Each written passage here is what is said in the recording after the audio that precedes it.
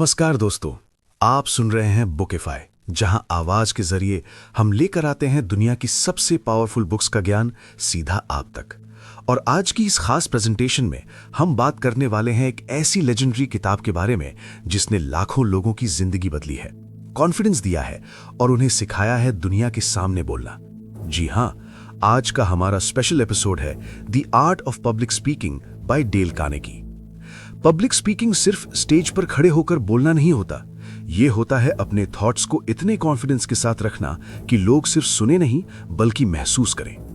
इस किताब में डेल कार्नेगी बताते हैं कि डर को कैसे जीता जाता है, आवाज को कैसे पावरफुल बनाया जाता है और कैसे एक सिंपल इंसान भी बन सकता है एक confidence speaker.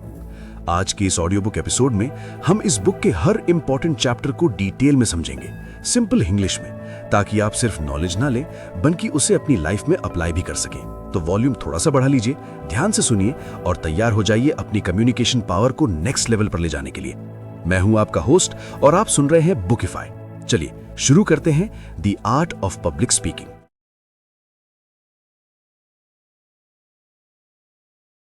Chapter 1, developing courage and self confidence. Public speaking का नाम सुनते ही कई लोगों के माइंड में एक ही फीलिंग आती है, फियर। हार्ट फास्ट बीट करने लगता है, हैंड्स थोड़े शेक करते हैं और कभी-कभी माइंड कंप्लीटली ब्लैंक हो जाता है। ये प्रॉब्लम सिर्फ बिगिनर्स की नहीं होती, सच कहें तो दुनिया के ऑलमोस्ट हर सक्सेसफुल स्पीकर ने कभी ना कभी स्टेज फियर एक्सपीरियंस किया है। इसी पॉइंट से डेल कार्नेगी अपनी book the art of public speaking की शुरुआत करते हैं। ऑथर का कहना है कि पब्लिक स्पीकिंग का फियर एक नेचुरल रिएक्शन है। जब हम एक ग्रुप ऑफ पीपल के सामने खड़े होते हैं और उनका अटेंशन हम पर होता है तो हमारा ब्रेन ऑटोमेटिकली अलर्ट हो जाता है। ये एक साइकोलॉजिकल रिस्पॉन्स है जो इंसान को कॉशियस बनाता है। लेकिन यहाँ एक इंपॉर्टेंट बात समझना जरूरी है, फियर परमानेंट नहीं होता। दरअसल में सिर्फ लैक ऑफ एक्सपीरियंस का रिजल्ट होता है। जब कोई पर्सन बार बार स्पीकिंग सिचुएशंस अवॉइड करता है तो उसका फियर और स्ट्रांग हो जाता है। लेकिन जब कोई पर्सन ग्रेजुअली ऑडियंस के सामने बोलना स्टार्ट करता है तो उसका कॉन्फिडेंस स्लोली डेवलप होने लगता है। कार्नेगी इस कॉन्सेप्ट को समझाने के लिए एक सिंपल कंपैरिजन देते हैं। वो कहते हैं कि पब्लिक स्पीकिंग सीखना कुछ हद तक स्विमिंग सीखने जैसा है। आप कितनी भी बुक्स पढ़ लो या थियरी समझ लो, जब तक आप पानी में उतरकर प्रैक्टिस नहीं करते तब तक आप स्विमिंग नहीं सीख सकते। बिल्कुल इसी तरह पब्लिक स्पीकिंग में भी रियल इंप्रूवमेंट प्रैक्टिस से ही आता है।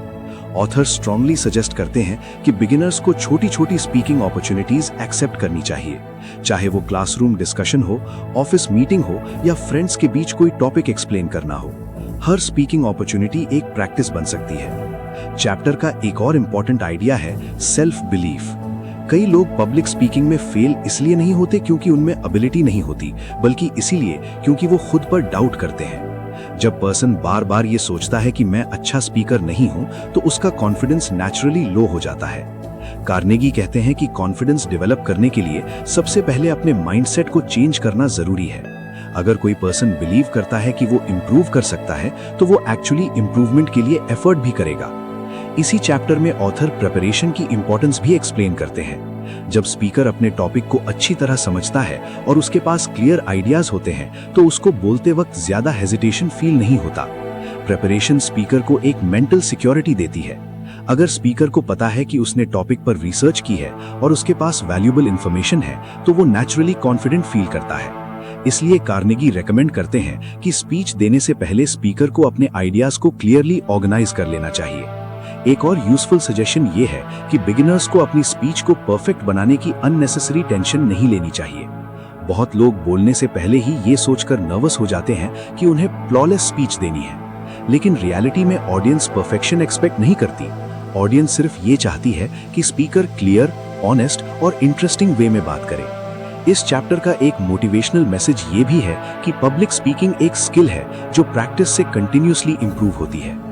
जितना ज्यादा कोई पर्सन स्पीकिंग सिचुएशंस में पार्टिसिपेट करेगा, उतना ही उसका फियर कम होगा और कॉन्फिडेंस स्ट्रांग होगा। टाइम के साथ साथ वही पर्सन जो कभी स्टेज पर आने से डरता था, एक कॉन्फिडेंट स्पीकर बन सकता है। इसीलिए डेल कार्नेगी का कंक्लूजन सिंपल लेकिन पावरफुल है। पब्लिक स्पीकिंग का कॉन्फिडेंस किसी स्पेशल टैलेंट का रिजल्ट नहीं है, ये एक लर्न्ड स्किल है जो डिटर्मिनेशन, प्रैक्टिस और पॉजिटिव माइंडसेट से डेवलप होती है। इस चैप्टर में हमें राइटर कुछ बातों का ध्यान रखने के लिए बोलते हैं, जैसे पब्लिक स्पीकिंग का फियर नेचुरल है, कॉन्फिडेंस प्रैक्टिस और एक्सपीरियंस से डेवलप होता है, सेल्फ बिलीव सक्सेसफुल स्पीकिंग का इंपॉर्टेंट फैक्टर है, प्रिपरेशन स्पीकर को कॉन्फिडेंस देती है, स्पीकिंग अपॉर्चुनिटीज अवॉइड करने के बजाय एक्सेप्ट करनी चाहिए।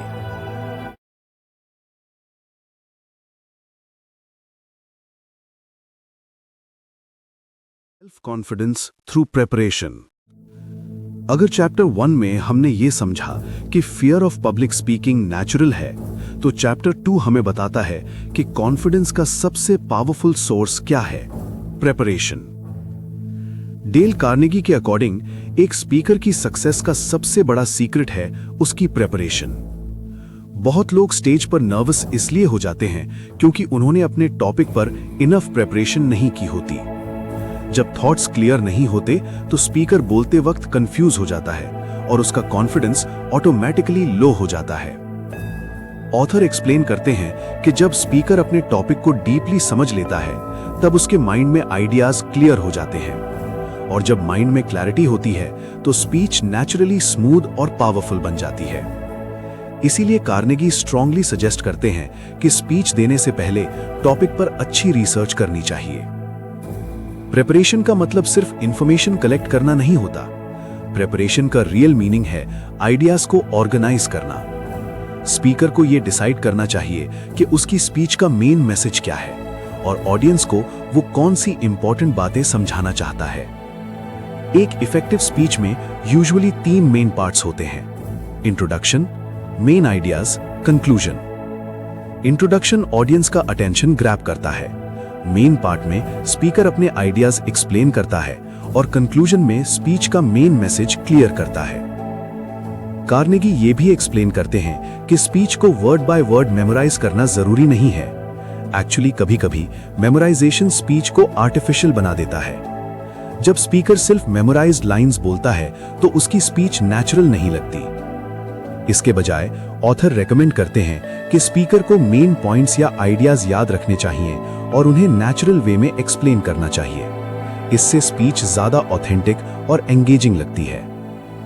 एक और इंपॉर्टेंट सजेशन जो कार्नेगी देते हैं वो है पर्सनल एक्सपीरियंस का यूज। जब स्पीकर अपने रियल लाइफ एक्सपीरियंसेस या एग्जाम्पल्स शेयर करता है तो स्पीच ज्यादा इंटरेस्टिंग बन जाती है। ऑडियंस भी ऐसे एग्जाम्पल्स से इजीली कनेक्ट कर पाती है। फॉर एग्जाम्पल, अगर कोई स्पीकर लीडरशिप पर स्पीच दे रहा है और सिर्फ थ्योरेटिकल आइडियाज बताता है तो स्पीच बोरिंग लग सकती है। लेकिन अगर वो अपनी लाइफ का कोई रियल एक्सपीरियंस शेयर करे तो ऑडियंस का इंटरेस्ट इंस्टेंटली इंक्रीज हो जाता है। ऑथर कहते हैं कि स्टोरी टेलिंग पब्लिक स्पीकिंग का पावरफुल टूल है। ह्यूमंस नेचुरली स्टोरीज सुनना पसंद करते हैं और स्टोरीज इंफॉर्मेशन को मेमोरेबल बना देती हैं। प्रिपरेशन का एक और इंपॉर्टेंट एस्पेक्ट है प्रैक्टिस। अगर स्पीकर अपनी स्पीच को पहले प्रैक्टिस करता है तो उसको पता चल जाता है कि कौन से पार्ट्स स्ट्रांग हैं और कौन से पार्ट्स इंप्रूव करने की जरूरत है। प्रैक्टिस के लिए स्पीकर मिरर के सामने बोल सकता है, अपने फ्रेंड्स के सामने स्पीच ट्राई कर सकता है या अपनी वॉइस रिकॉर्ड करके भी प्रैक्टिस कर सकता है। जब स्पीकर अपनी स्पीच को मल्टीपल टाइम्स प्रैक्टिस करता है तो उसका डिलीवरी स्टाइल नेचुरली इंप्रूव हो जाता है। कार्नेगी एक और इंटरेस्टिंग पॉइंट मेंशन करते हैं। वो कहते हैं कि स्पीकर को सिर्फ इंफॉर्मेशन देने पर फोकस नहीं करना चाहिए, बल्कि ऑडियंस को एंगेज करने पर फोकस करना चाहिए। ऑडियंस तभी इंटरेस्ट लेती है जब स्पीच में एनर्जी, क्लैरिटी और एंथुसियाज्म होता है। इसीलिए स्पीकर को अपने टॉपिक के लिए जेन्युइन इंटरेस्ट डेवलप करना चाहिए। जब स्पीकर खुद टॉपिक में इंटरेस्टेड होता है तो उसकी स्पीच ऑटोमेटिकली एनर्जेटिक और पैशनेट लगती है। चैप्टर 2 का ओवरऑल मैसेज ये है कि कॉन्फिडेंस प्रिपरेशन का नेचुरल रिजल्ट होता है। जब स्पीकर अपने टॉपिक को डीपली समझता है, आइडियाज ऑर्गेनाइज करता है और प्रैक्टिस करता है तो उसका फियर ग्रेजुअली डिसअपीयर हो जाता है। पब्लिक स्पीकिंग का सीक्रेट कोई कॉम्प्लिकेटेड टेक्निक नहीं है। सीक्रेट सिंपली ये है कि स्पीकर को अपने सब्जेक्ट पर मास्टरी डेवलप करनी चाहिए। जब नॉलेज स्ट्रांग होता है तो कॉन्फिडेंस ऑटोमेटिकली बिल्ड हो जाता है। जैसा कि हमने पिछले चैप्टर में देखा, चैप्टर के आखिर में राइटर हम सब लोगों को कुछ मेन बातों का ध्यान रखने बोलते हैं, जैसे प्रिपरेशन कॉन्फिडेंस का मेन सोर्स है। टॉपिक पर डीप अंडरस्टैंडिंग और रिसर्च जरूरी है। स्पीच को मेमोराइज करने के बजाय आइडियाज समझकर बोलना चाहिए। पर्सनल एग्जाम्पल्स और स्टोरीज स्पीच को इंटरेस्टिंग बनाते हैं। रेगुलर प्रैक्टिस डिलीवरी को स्ट्रॉन्ग बनाती है।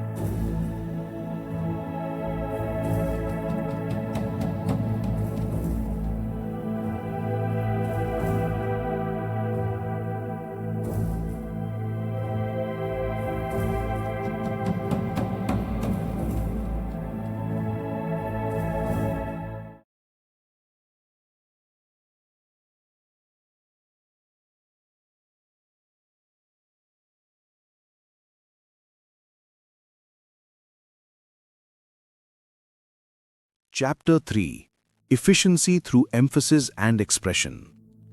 पब्लिक स्पीकिंग सिर्फ वर्ड्स बोलने का नाम नहीं है। अगर कोई स्पीकर सिर्फ प्लेन और फ्लैट टोन में स्पीच डिलीवर करे तो ऑडियंस जल्दी बोर हो सकती है। इसीलिए चैप्टर 3 में डेल कार्नेगी एक बहुत इंपॉर्टेंट कॉन्सेप्ट एक्सप्लेन करते हैं, एम्फेसिस और एक्सप्रेशन। ऑथर कहते हैं कि एक इफेक्टिव स्पीच में सिर्फ इंफॉर्मेशन देना काफी नहीं होता। स्पीकर को अपने वर्ड्स में एनर्जी, इमोशन और वेरिएशन लाना होता है। यही चीज स्पीच को इंटरेस्टिंग और इम्पैक्टफुल बनाती है। अगर कोई स्पीकर हर सेंटेंस को सेम टोन में बोले बिना किसी पॉज या एम्फेसिस के, तो स्पीच मोनोटोनस लगने लगती है। ऑडियंस का अटेंशन धीरे धीरे कम हो जाता है। लेकिन जब स्पीकर कुछ इंपॉर्टेंट वर्ड्स पर एम्फेसिस देता है और अपनी वॉइस में वेरिएशन यूज करता है, तो स्पीच ज्यादा पावरफुल और मेमोरेबल लगती है। कार्नेगी एक्सप्लेन करते हैं कि एम्फेसिस का मतलब है किसी इंपॉर्टेंट आइडिया को हाईलाइट करना। जब स्पीकर किसी वर्ड या सेंटेंस को थोड़ा ज्यादा एनर्जी के साथ बोलता है, तो ऑडियंस ऑटोमेटिकली उस पॉइंट पर फोकस करती है। एग्जाम्पल के लिए, अगर कोई स्पीकर कहे सक्सेस हार्ड वर्क से मिलती है, ये एक सिंपल स्टेटमेंट है। लेकिन अगर स्पीकर एम्फेसिस यूज करे और बोले सक्सेस सिर्फ हार्ड वर्क से ही मिलती है, तो ये सेंटेंस ज्यादा पावरफुल और मेमोरेबल लगता है। यही एम्फेसिस की पावर है। ऑथर ये भी बताते हैं कि एम्फेसिस सिर्फ लाउड वॉइस से नहीं आता, कभी कभी पॉज भी एम्फेसिस क्रिएट करता है। जब स्पीकर किसी इंपॉर्टेंट पॉइंट से पहले या बाद में थोड़ा पॉज लेता है, तो ऑडियंस का अटेंशन उस आइडिया पर और ज्यादा फोकस हो जाता है। पॉज का यूज एक स्पीकर के लिए बहुत इफेक्टिव टूल हो सकता है। अगर स्पीच बिना पॉज के फास्ट स्पीड में डिलीवर की जाए, तो ऑडियंस को आइडियाज समझने का टाइम नहीं मिलता।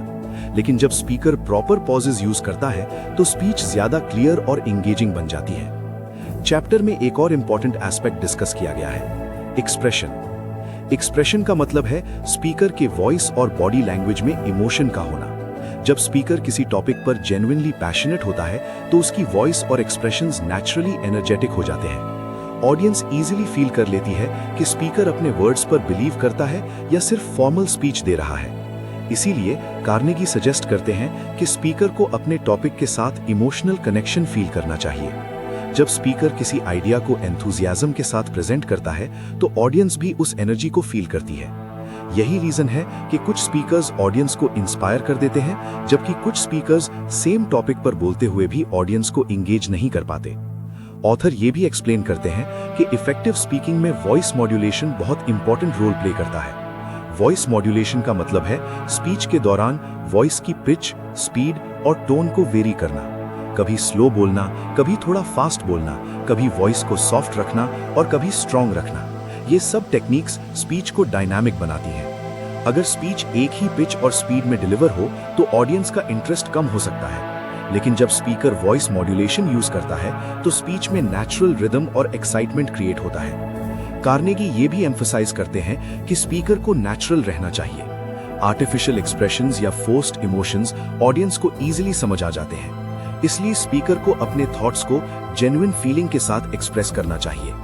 प्रैक्टिस भी एक्सप्रेशन डेवलप करने में हेल्प करती है। जब स्पीकर रेगुलरली स्पीच प्रैक्टिस करता है, तो वो ग्रेजुअली अपनी वॉइस कंट्रोल और डिलीवरी स्टाइल इंप्रूव कर लेता है। चैप्टर 3 का ओवरऑल मैसेज ये है कि इफेक्टिव स्पीकिंग सिर्फ नॉलेज पर डिपेंड नहीं करती, डिलीवरी स्टाइल भी इक्वली इंपॉर्टेंट होता है। एक स्पीकर जो प्रॉपर एम्फेसिस, पॉजेस और एक्सप्रेशन यूज करता है, वो अपने मैसेज को ऑडियंस तक ज्यादा क्लियरली और पावरफुली पहुंचा सकता है। इसीलिए डेल कार्नेगी कंक्लूड करते हैं कि पब्लिक स्पीकिंग में सक्सेस के लिए स्पीकर को सिर्फ वर्ड्स पर फोकस नहीं करना चाहिए, उसको वॉइस, इमोशन और एक्सप्रेशन का भी प्रॉपर यूज करना चाहिए। जैसे हमने स्टार्टिंग के 2 चैप्टर्स के आखिर में देखा, उन चैप्टर्स से कुछ याद रखने और उन चैप्टर्स से कुछ सीखने वाले पॉइंट्स वैसे यहाँ पे भी हमें देखने मिलते हैं। 1. पब्लिक स्पीकिंग में एम्फेसिस इंपॉर्टेंट आइडियाज को हाईलाइट करता है। 2. पॉजेस स्पीच को पावरफुल और क्लियर बनाते हैं। 3. एक्सप्रेशन और इमोशन ऑडियंस इंगेजमेंट बढ़ाते हैं। 4. वॉइस मॉड्यूलेशन स्पीच को इंटरेस्टिंग बनाती है। 5. नेचुरल और जेन्युइन डिलीवरी ऑडियंस पर स्ट्रॉन्ग इंपैक्ट क्रिएट करती है।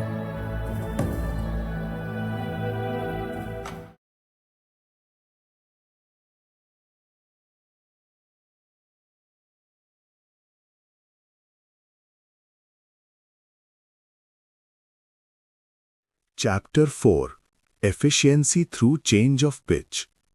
पब्लिक स्पीकिंग में एक और कॉमन प्रॉब्लम होती है, मोनोटोन वॉइस। बहुत स्पीकर्स स्पीच देते वक्त एक ही पिच में बोलते रहते हैं। इस वजह से स्पीच बोरिंग लगने लगती है और ऑडियंस का इंटरेस्ट धीरे धीरे कम हो जाता है। इसी इशू को एक्सप्लेन करता है चैप्टर 4, जहां डेल कार्नेगी वॉइस पिच की इंपॉर्टेंस समझाते हैं। पिच का मतलब होता है वॉइस की हाइट या टोन, यानी कभी वॉइस थोड़ी हाई हो, कभी लो हो। जब स्पीकर अपनी वॉइस पिच चेंज करता है तो स्पीच में एनर्जी और लाइफ आ जाती है। लेकिन अगर स्पीच एक ही पिच में डिलीवर हो तो वो मैकेनिकल और डल लगती है। कार्नेगी कहते हैं कि human conversation naturally pitch changes के साथ होती है। जब हम नॉर्मली किसी फ्रेंड से बात करते हैं तो हमारी वॉइस ऑटोमेटिकली सिचुएशन के अकॉर्डिंग चेंज होती रहती है। कभी एक्साइटमेंट में वॉइस हाई हो जाती है, कभी सीरियस मोमेंट में वॉइस स्लो और लो हो जाती है। लेकिन जब लोग पब्लिक स्पीकिंग करते हैं तो कई बार वो अननेचुरल हो जाते हैं और एक ही टोन में बोलते रहते हैं। ये हैबिट स्पीच को वीक बना देती है। ऑथर सजेस्ट करते हैं कि स्पीकर को अपनी वॉइस में नेचुरल वेरिएशन लाना चाहिए। जब स्पीकर किसी एक्साइटिंग आइडिया को एक्सप्लेन करे तो उसकी वॉइस एनर्जेटिक होनी चाहिए। जब कोई सीरियस या इमोशनल पॉइंट हो तो वॉइस थोड़ी काम और डीप हो सकती है। ये वेरिएशन स्पीच को इंटरेस्टिंग और एंगेजिंग बनाता है। पिच चेंज का एक और एडवांटेज है ऑडियंस अटेंशन मेंटेन रहना। ह्यूमन ब्रेन नेचुरली चेंज और वेरिएशन को नोटिस करता है। अगर स्पीच में वॉइस वेरिएशन हो तो ऑडियंस का माइंड एक्टिव रहता है और वो स्पीकर की बात पर फोकस करता है। लेकिन अगर स्पीच मोनोटोन हो तो ऑडियंस का अटेंशन इजीली ड्रिफ्ट हो सकता है। कार्नेगी ये भी एक्सप्लेन करते हैं कि वॉइस पिच स्पीकर की इमोशंस और एंथुजियाज्म को रिफ्लेक्ट करती है। जब स्पीकर किसी टॉपिक के लिए जेन्युइनली पैशनेट होता है तो उसकी वॉइस ऑटोमेटिकली एक्सप्रेसिव हो जाती है। इसीलिए इफेक्टिव स्पीकिंग के लिए सिर्फ इंफॉर्मेशन इंपॉर्टेंट नहीं होती, डिलीवरी भी इक्वली इंपॉर्टेंट होती है। चैप्टर में एक इंटरेस्टिंग सजेशन भी दिया गया है, स्पीकर को अपनी वॉइस का अवेयरनेस डेवलप करना चाहिए। कई लोगों को पता ही नहीं होता कि वो मोनोटोन वॉइस में बोल रहे हैं। इस प्रॉब्लम को सॉल्व करने के लिए स्पीकर अपनी स्पीच रिकॉर्ड करके सुन सकता है। जब स्पीकर अपनी रिकॉर्डिंग सुनता है तो उसको पता चल जाता है कि कहाँ वॉइस फ्लैट लग रही है और कहाँ इंप्रूवमेंट की जरूरत है। प्रैक्टिस के थ्रू कोई भी स्पीकर वॉइस मॉड्यूलेशन और पिच कंट्रोल इंप्रूव कर सकता है। जब स्पीकर रेगुलरली स्पीच प्रैक्टिस करता है तो वो ग्रेजुअली अपनी वॉइस को एक्सप्रेसिव और डायनामिक बनाना सीख जाता है। कार्नेगी ये भी एम्फसाइज करते हैं कि पिच चेंज आर्टिफिशियल नहीं लगना चाहिए। अगर स्पीकर फोर्स्ड वे में पिच चेंज करे तो स्पीच अननेचुरल लग सकती है। इसीलिए वॉइस वेरिएशन नेचुरल फीलिंग के साथ होना चाहिए। एक इफेक्टिव स्पीकर अपनी वॉइस को एक म्यूजिकल इंस्ट्रूमेंट की तरह यूज करता है। जैसे म्यूजिक में डिफरेंट नोट्स और टोन्स मिलकर मेलोडी क्रिएट करते हैं, वैसे ही स्पीच में पिच वेरिएशन आइडियाज को ज्यादा इंपैक्टफुल बना देता है। चैप्टर का ओवरऑल मैसेज ये है कि वॉइस एक पावरफुल कम्युनिकेशन टूल है। वर्ड्स इंपॉर्टेंट होते हैं, लेकिन उन्हें किस टोन में बोला जाता है ये भी इक्वली इंपॉर्टेंट है। अगर स्पीकर अपनी वॉइस में वेरिएशन और इमोशन ऐड करे तो स्पीच ज्यादा लाइवली और मेमोरेबल बन सकती है। डेल कार्नेगी कंक्लूड करते हैं कि एक गुड स्पीकर वो नहीं जो सिर्फ सही वर्ड्स यूज करता है, बल्कि वो है जो अपनी वॉइस के थ्रू आइडियाज को इफेक्टिवली एक्सप्रेस करता है। पिच वेरिएशन स्पीच को बोरिंग लेक्चर से एक एंगेजिंग कॉन्वर्सेशन में ट्रांसफॉर्म कर सकता है। इसीलिए पब्लिक स्पीकिंग में वॉइस कंट्रोल एक एसेंशियल स्किल है जो प्रैक्टिस और अवेयरनेस से डेवलप की जा सकती है। जैसा कि हम अभी तक 3 चैप्टर्स में देखते आए हैं, हर लेसन के अंत में कुछ जरूरी बात जो हम यहाँ भी पढ़ेंगे। 1. मोनोटोन वॉइस स्पीच को बोरिंग बना देती है। 2. वॉइस पिच चेंज स्पीच में एनर्जी और लाइफ लाता है। 3. Natural voice variation audience attention maintain करती है। 4. पिच इमोशंस और एंथुजियाज्म एक्सप्रेस करती है। 5. प्रैक्टिस और रिकॉर्डिंग से स्पीकर वॉइस मॉड्यूलेशन इंप्रूव कर सकता है।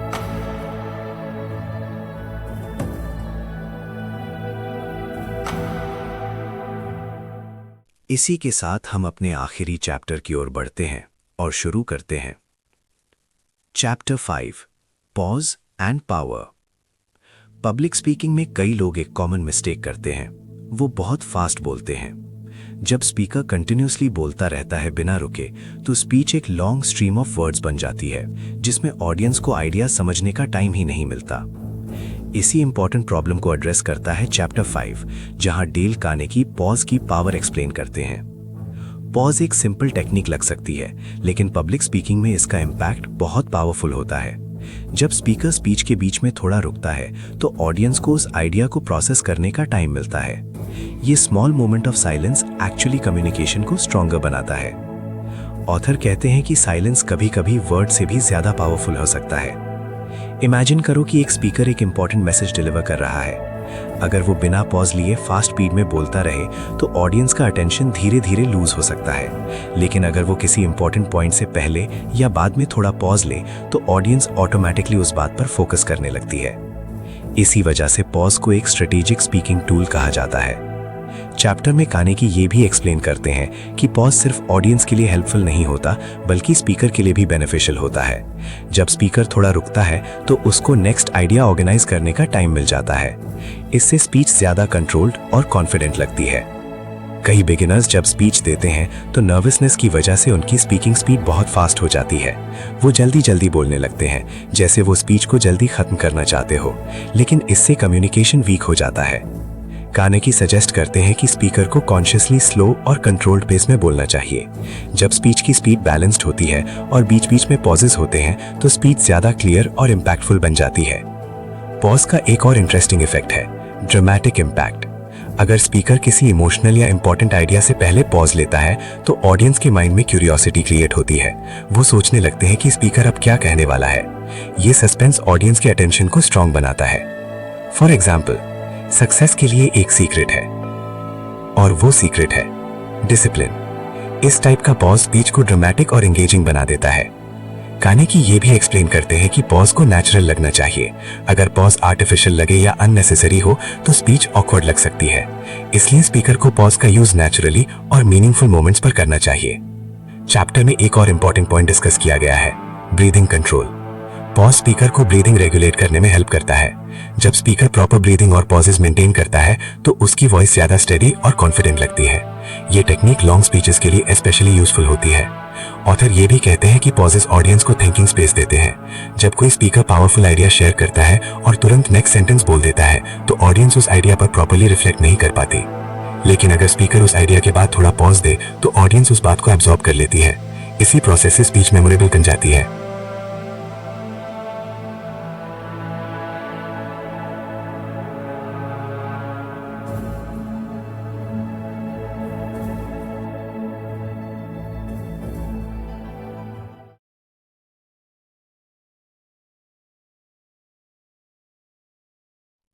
तो दोस्तों, ये थी पावरफुल इनसाइट्स इस legendary book the art of public speaking से। इस बुक का सबसे बड़ा मैसेज सिंपल है, ग्रेट स्पीकर्स पैदा नहीं होते, प्रैक्टिस और करेज से बनते हैं। अगर आपको स्टेज से डर लगता है, लोगों के सामने बोलने में हेजिटेशन होता है, या अपने आइडियाज कॉन्फिडेंटली एक्सप्रेस नहीं कर पाते, तो याद रखिए, ये सब कंप्लीटली नॉर्मल है। कॉन्फिडेंस एक दिन में नहीं आता, वो आता है प्रैक्टिस से, प्रिपरेशन से और अपने थॉट्स पर बिलीफ से। जब आप क्लियरली सोचते हो, पैशन के साथ बोलते हो और अपनी वॉइस को इफेक्टिवली यूज करते हो, तब आप सिर्फ बोलते नहीं, आप लोगों को इंस्पायर करते हो, और वही एक ट्रू स्पीकर की पहचान होती है। डेल कार्नेगी हमें ये सिखाते हैं कि कम्युनिकेशन एक पावरफुल स्किल है जो आपकी लाइफ के हर फील्ड में हेल्प करती है, करियर में, लीडरशिप में, रिलेशनशिप्स में और सेल्फ कॉन्फिडेंस में। इसीलिए अगर आप अपनी लाइफ में ग्रोथ चाहते हो तो एक स्किल जरूर डेवलप करो। बोलना सीखो, एक्सप्रेस करना सीखो और अपनी वॉइस को दुनिया तक पहुंचाओ, क्योंकि कभी-कभी एक पावरफुल स्पीच किसी की जिंदगी बदल सकती है और शायद अगली पावरफुल स्पीच आपकी हो। हम फिर मिलेंगे एक नए वीडियो के साथ। ऐसे तो हम इसी की कंटिन्यूएशन में अपना अगला वीडियो लाएंगे। बने रहिए हमारे चैनल के साथ। वीडियो अच्छा लगे तो लाइक और सब्सक्राइब करना ना भूलें। इसी के साथ मैं साइन ऑफ करता हूं। Keep learning, keep speaking and keep growing.